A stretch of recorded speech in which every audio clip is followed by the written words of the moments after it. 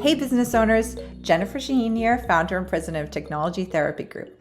And I wanted to fill you in on something that I find a lot of people don't know. Google Maps is not a free tool. That's right.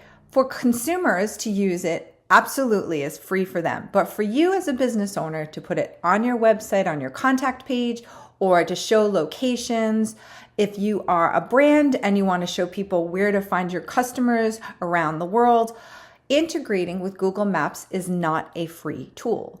In 2012, Google realized this was an opportunity for monetization because so many people were using this tool.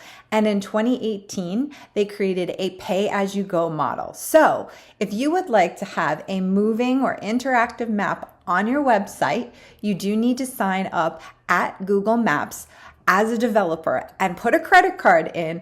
And though the fees won't be extremely high when you're not an overly high trafficked website, you will find $1 here, $2 there you'll have to pay, maybe more if your site's really popular. But I just want to make sure that you know as you're getting started that Google Maps is not a free tool.